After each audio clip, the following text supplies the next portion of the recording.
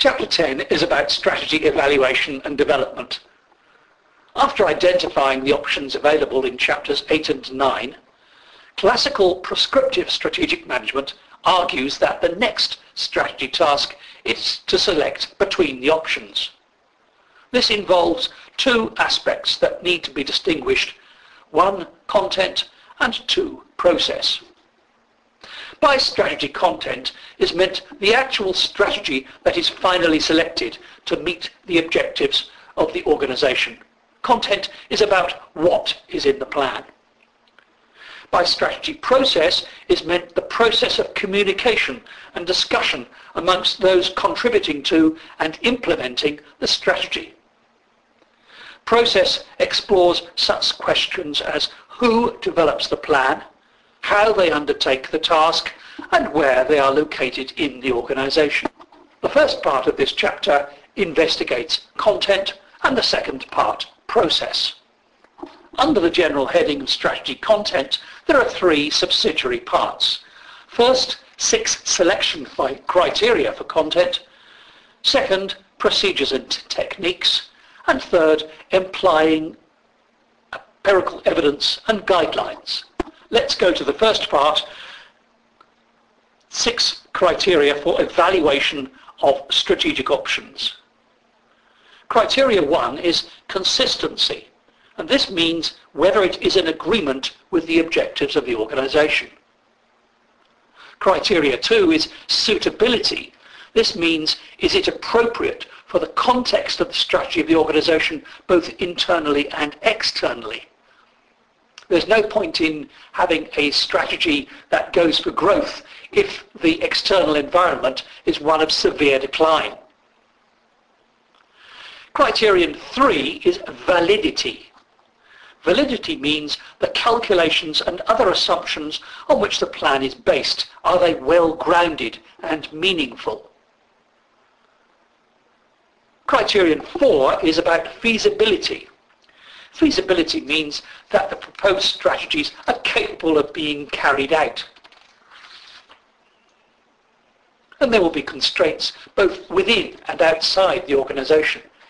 Within the organisation, it's not to be underestimated the importance of human resources that are available. Outside the organisation, feasibility will include raising funds and all sorts of other things. Criterion 5 is about business risk. Risk means that the strategy does not expose the organisation to unnecessary hazards or to an unreasonable degree of danger. And criterion 6 is about the attractiveness to stakeholders. Attractiveness means that the strategy is sufficiently appealing to those people that the company needs to satisfy. The next part of the chapter about content covers procedures and techniques.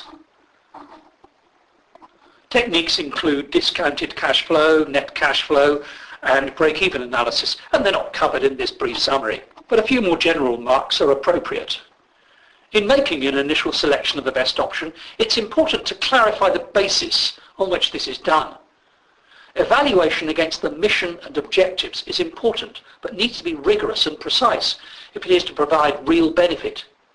Non-quantified objectives may be just as important for some organisations.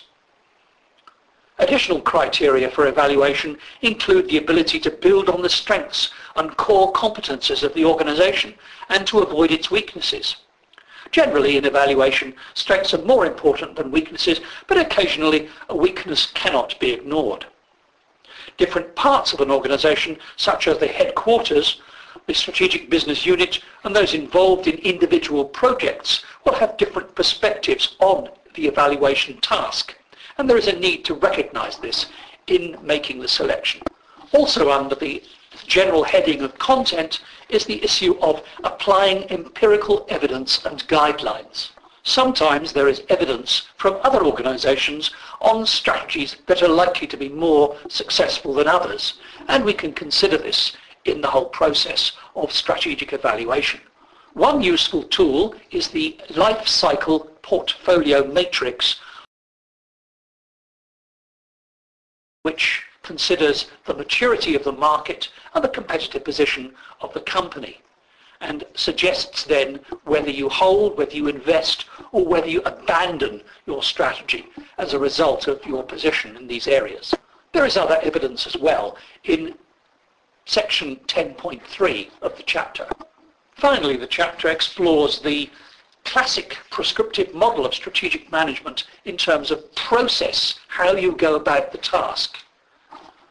There have been some real problems with prescriptive strategic planning over the years, and it's less popular now than it was. But most companies still need to have some form of planning. They can't just drift along. So it's better to be aware of the problems and cope with them rather than not have a plan. Problems include predictability in the environment, difficulties in the planning procedures, who does what, the top-down nature of procedures, headquarters dominating the whole strategic planning process, and then fourthly, culture, the culture of organizations that will allow the classic model to operate. The chapter finishes with a case study that shows how strategic options are evaluated in practice. And it's worth having a look at this, even if you don't plough through every line of the case study.